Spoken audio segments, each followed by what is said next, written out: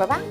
And if you're joining us just now, we're getting our first conversation started for this morning, and we are talking all about the country program of cooperation. And joining us for this discussion, we have Paulette Wade, who is the monitoring and evaluation specialist from UNICEF.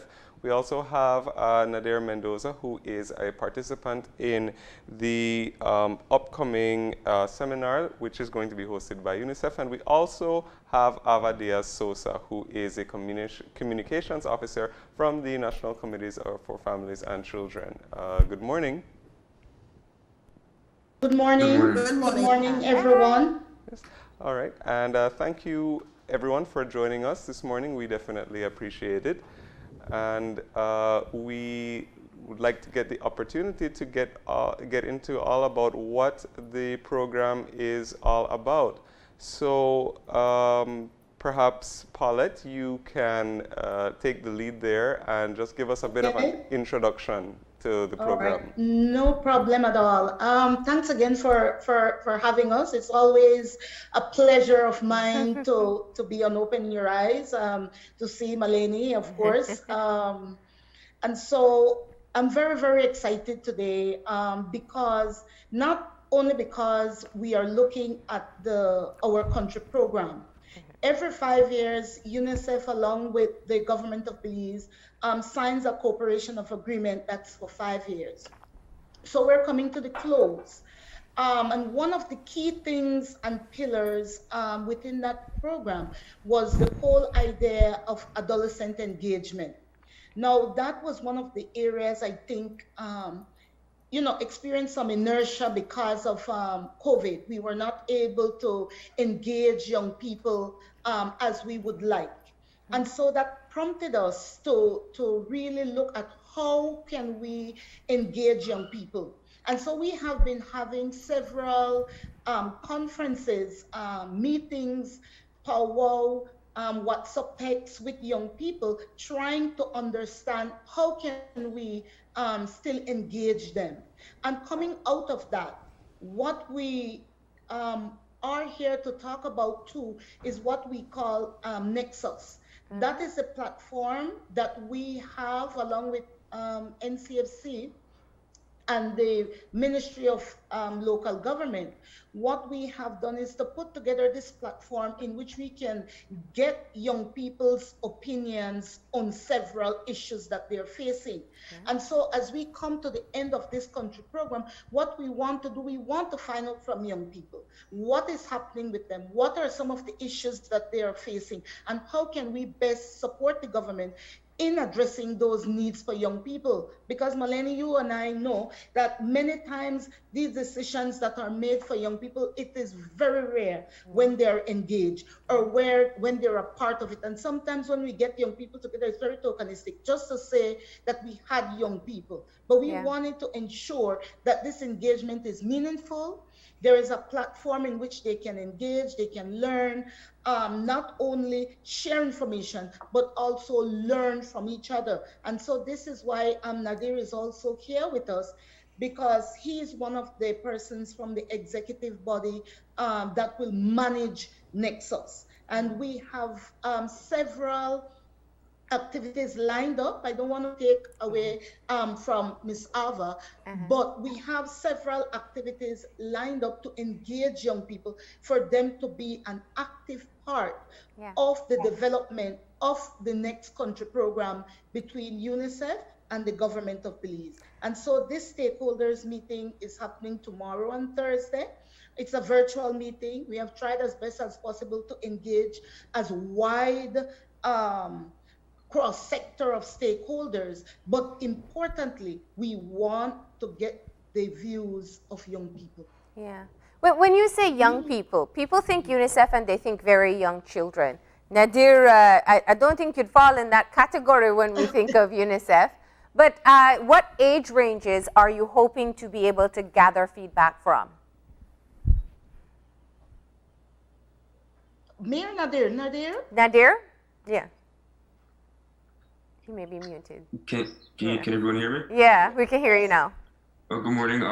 Is UNICEF states, a child is anyone from between the ages of 13 to 24, and to 18, sorry, and a youth is 13 to 24, defined by the Constitution of Belize, the National Youth Policy.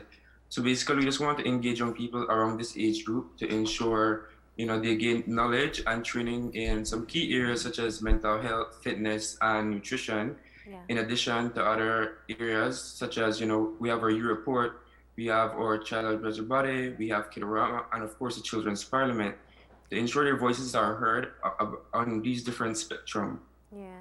Tell us a bit about your involvement and how you are engaged at this level. Well, I was elected the president of the platform by my peers. So my main job is basically to ensure that all these different programs are executed properly and all these goals are met, to ensure that all these individuals, for example, when we have our mental health training or fitness training, because I myself was trained by Ms. Karen Rosita as a fitness instructor. Nice. Therefore, I'll go out into the field, train other volunteers. From then they'll gain this information, go on to train other people, so we can build a network to ensure all these young individuals are knowledgeable and have the opportunity to train other people. So at the end, our main goal is to reduce the NCDs, non-communicable diseases, So, yes, ma'am. Okay. And Ava, tell us about NCFC and how you've been working along with NextU. As you know, Marlene, the NCFC, one of its key goals is Article 12 of the UNCRC, which speaks to adolescent participation. And as has been mentioned by Paulette and Nadir, this has been a process that started last year looking at creating a space for young people to engage. And as he mentioned, they received training. We had 3 different cohorts receiving training in mental health, nutrition, and fitness. And so they in turn will use this platform, which after meeting, they decided to name it Nexus. So they'll be using this platform as a means to reach out to their peers and to educate them in the areas that they have been trained. So they, in essence, will be training trainers. And so by doing this, they'll be multiplying the amount of young people engaged. But the platform itself, the Nexus platform, will be housed on the NCFC's website. And so we're looking to engage as many young people as possible to use this forum as a means to communicate. And this will be done in various ways. Yeah. We'll be using it for webinars, for meetings amongst themselves. It will be somewhere where they can find information that they might need when they're doing research. And we're hoping to engage all our partners who are involved in dealing with young people so that they have one central location that they can meet and get information. Yeah. And, go ahead. And Paulette, earlier you mentioned a bit about the fact that you're coming to the close of the current 5-year period for the program. Why don't we talk a little bit about some of what has been accomplished over the past few years, and what are your hopes for the upcoming or the next session? Okay, in terms of our country program, we have 3 outcomes. One that looks at multidimensional poverty and monitoring child rights. So that's the area where we would basically look at data collection. And so we have, during the course of the 5 years, we have done what we call the multiple indicator cluster survey.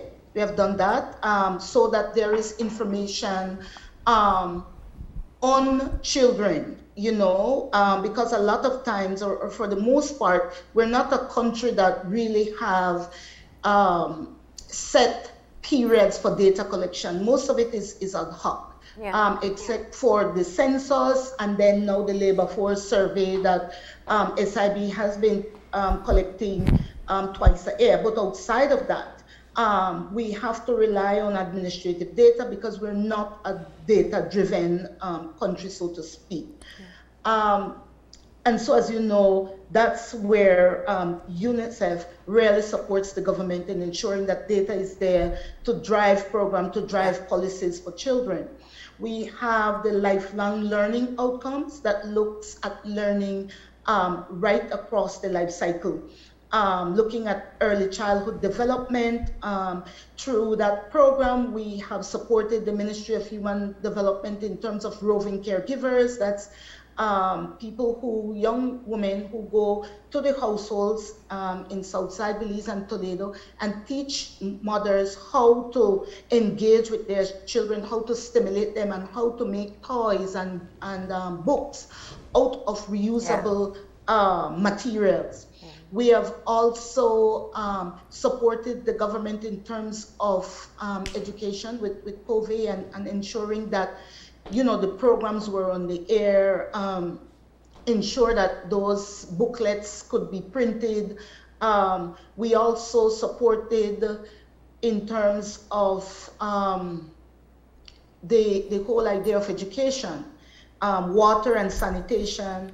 We have supported the menstrual hygiene management, the use of the reusable pads for girls who are in the rural areas.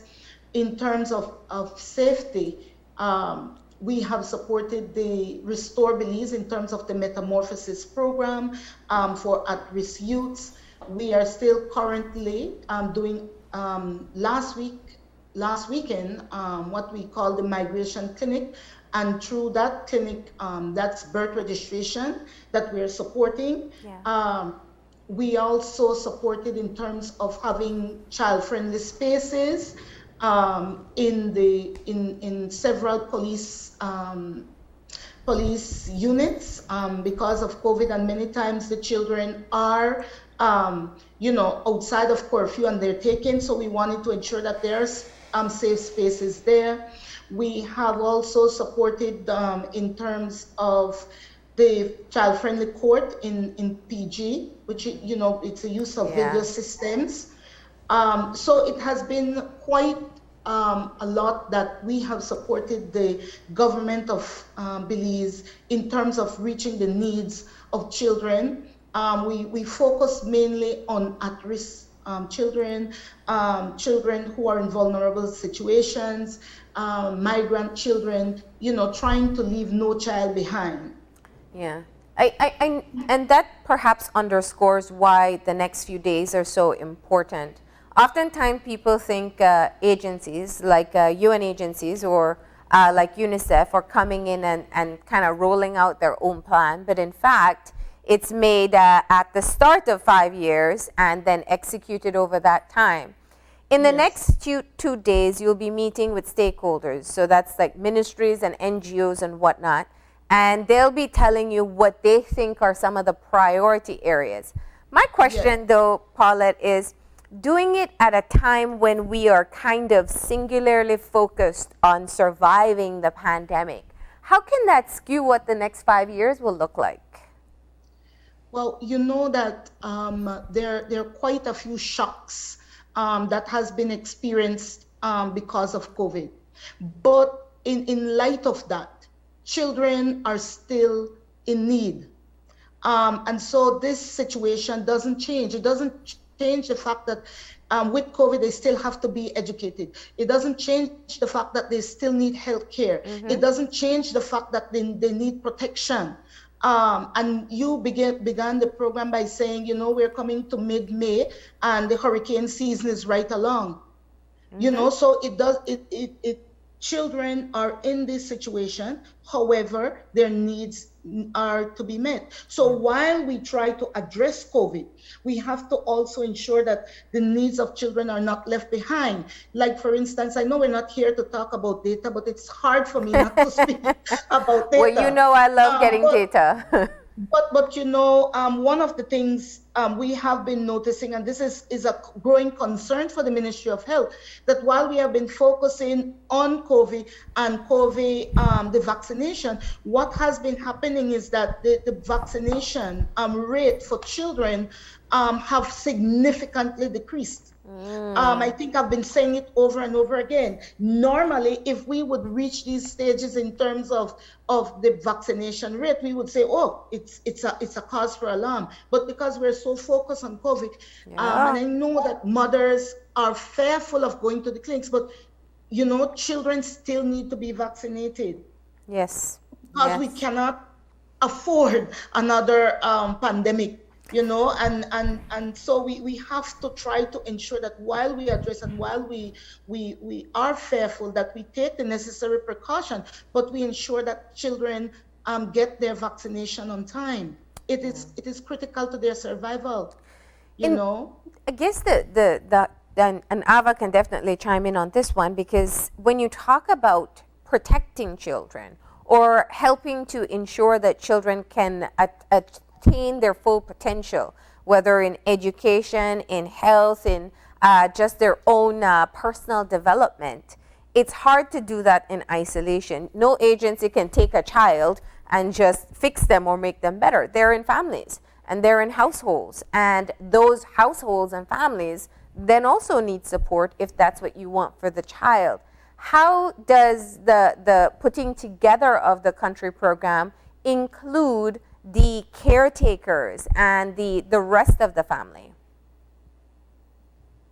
After myself, anyway. In terms of that, what we have done, as I said, we've tried to ensure that we have as broad a cross section as possible, including parents, including all sectors, not only NGOs or government ministries, but also the parents. And as again, when I opened, I said this is why it's so important that we get young people to sign up for Nexus.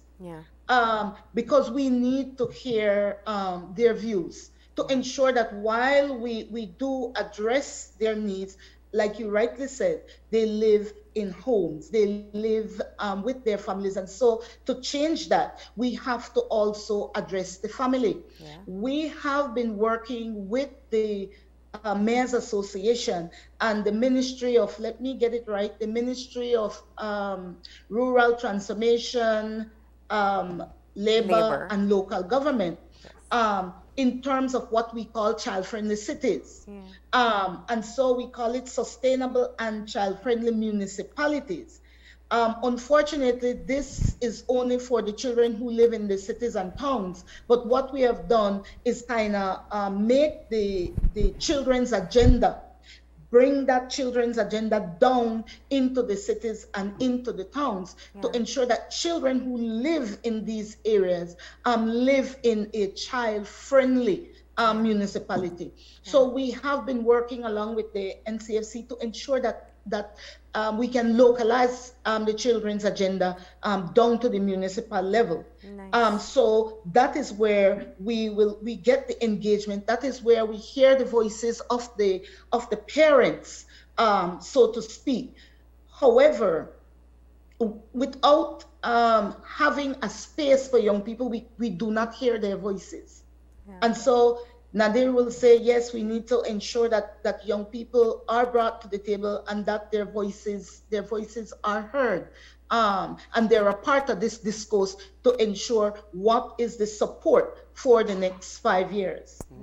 And Nadir, why don't you talk about sort of what it means to you to have the opportunity to participate and have a voice in this sort of an exercise? And you can even talk a little bit about perhaps what are some of your areas that you'd like to see get some focus, or areas that you have been hearing from other young people that you'd like to highlight in this process. You have to unmute. All right, good morning once again, guys. Well, it's been a great journey so far, in this process, having the opportunity to be a part of it, I'm sharing my voice and not the voice of only myself, but the other young individuals within the country of Belize, The platform, sorry about that, the platform Nexus, it's created to function as a virtual resource center that engages adolescents and youth, in learning and exchanging ideas and experiences.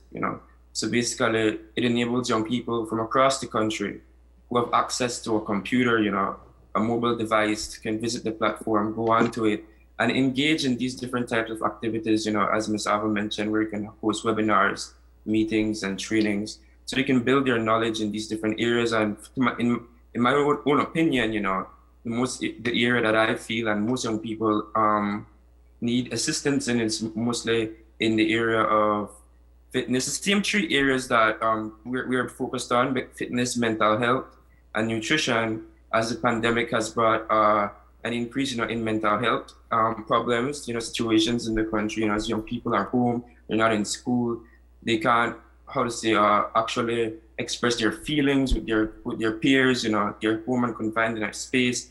As it relates to nutrition, probably their parents are not able to work due to the pandemic, income decreases, they don't have the availability of food and the right nutrients as they used to.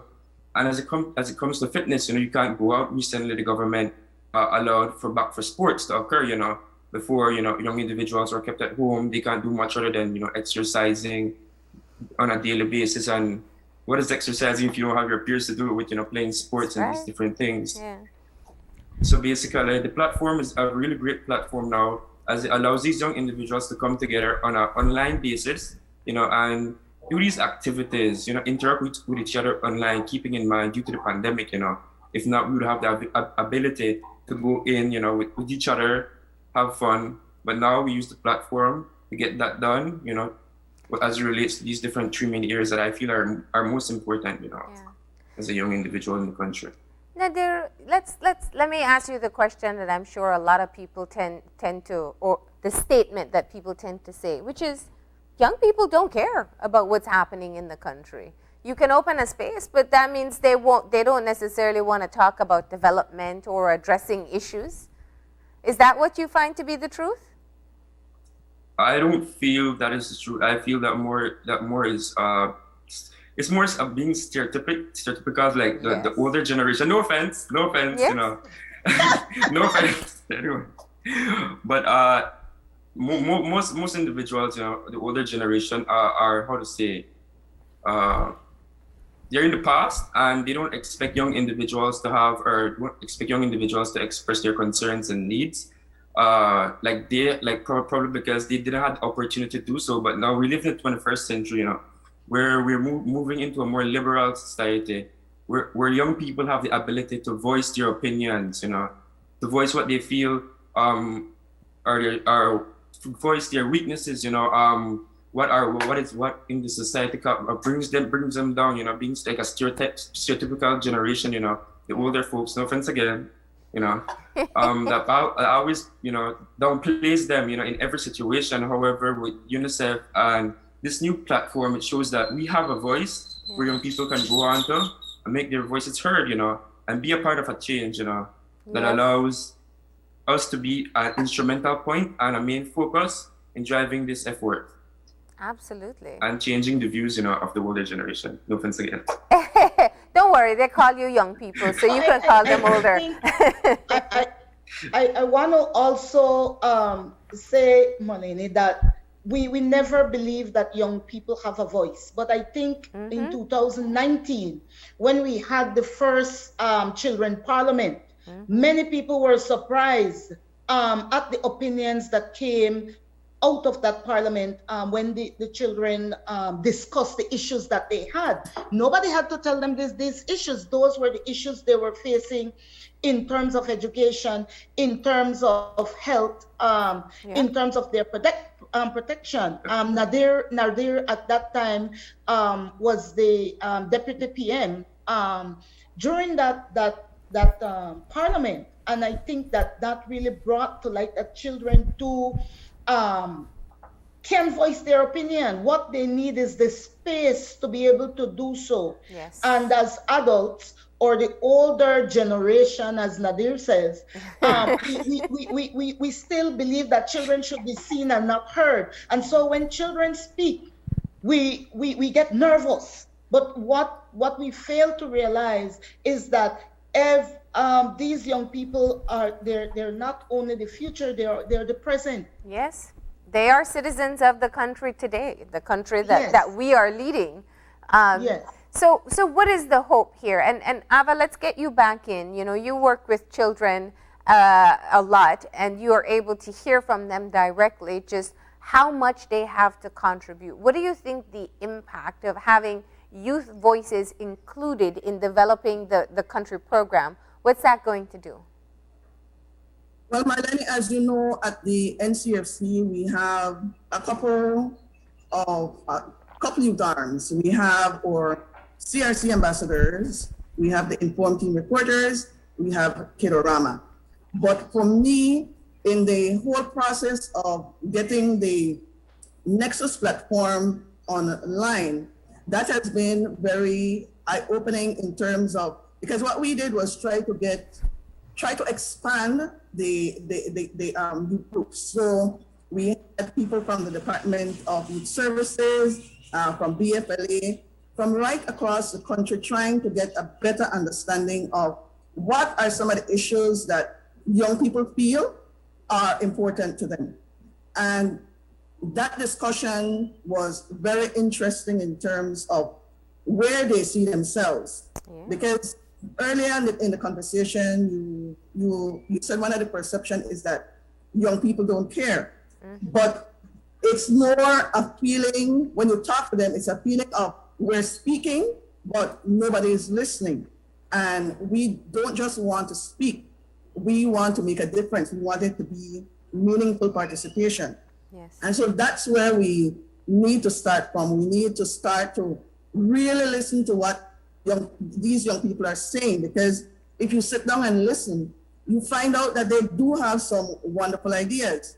For us, some of the older persons, we step back and say, well, I wonder if that can work. But at least we're listening and trying to provide the spaces that they need. We had the launch recently of the roadmap to end child marriage and early unions in Belize. Young people form a vital part of those consultations as well, because again, that is an issue that impacts them. So at every turn, we try and engage young people because we recognize the need to hear from them and to look at what it is that they want. How can we meet their needs? Because as Paulette rightly said, we often say our children are our future, but we need to recognize that our children are our present. And so we have to deal with that as well. Absolutely. Yeah, and one of the things we're looking for, Maleni, in Nexus, we want to at least have, this is the minimum we're shooting for, 150 young persons sign up for Nexus, so that by May 28th, we can start this discussion. We can start, the journey to giving them that space to voice their opinion. So that is our goal for now. Of course, the online platform can hold as much as 300 participants, and so we are shooting for 150, trying to get young people sign up for Nexus as volunteers, and then we hope that, as Nadir said, that these first set of volunteers will then go out and then share what they've learned, gather information from their peers, and so we could have a reply. No? Yes. And just as we start to wrap up, the stakeholders meeting and the preparation for the upcoming country program, tell us a bit about the process and how that will define the strategies that will be pursued for the next 5 years. Okay, as mentioned earlier, we wanted to get, first of all, the views right across the board, looking at health, looking at education, looking at climate change, looking at, digital technology and how, that has changed the way we see things, the way we move, the way we buy, the way we operate. And so that is key.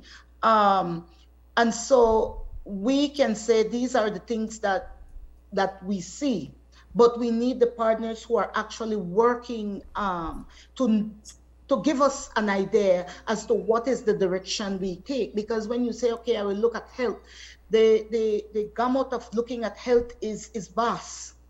So what we want to say, if we're looking at health, let us try to look at those who are most vulnerable. And in looking at those who are most vulnerable, what are some of the deprivations that children and their families are facing? And how can we streamline that to say, okay, this is a partnership we're having. These are the whole issues that children must face. However, this is where the government can play a role. This is where the private sector can play a role. This is where the NGOs and the civil society can play a role. And this is the role for UNICEF or the other UN agency. So it is a partnership to ensure that we reach these children and we try to change their lives. As you rightly said, it's something that UNICEF cannot do alone. And so it requires partnerships. So where we act, we can act. And where we see that we need to leverage partnership to still meet, the needs of children, that's where we will go. However, we need to define what those deprivations are so that in the next 5 years, we can assess to see how far we have achieved the things that we commit to with the government. Yeah. And for them to hold us to task as well. And the stakeholders. If you say you are meeting children, you're changing their life, then let's see what you have done as UNICEF in this partnership. So it's also to hold us accountable as the UN. It is a cooperation agreement. Now let's just close off, Nadir, and telling people how they can sign up for Nexus, and so they can also join in and ensure that, I think Ava said something so powerful, that they are not speaking without being heard, that they can speak and actually be listened to. All right, good morning once again, guys. They can visit the NCFC website where they can join up for Nexus, for the platform, where we'll have the deadline for application. Give me a second to it. The deadline for closing of the applications is on the 28th of this month, May, from which we'll begin our first trainings in July, which will cover mental health, nutrition, and fitness. Yes, ma'am. Okay. All right. Well, thank you all for telling us about the work that you've been doing. We do hope that you're inundated with applications online for Nexus so more young people from across the country can be heard. And of course, best of luck in putting together the upcoming country program. Thank you all. Thank you. Thank you. You too. All right. Thank you. And with that, we are going to be taking a short break. And when we come back, we're going to be talking all about some bees. So please stay tuned and we'll be right back after the break.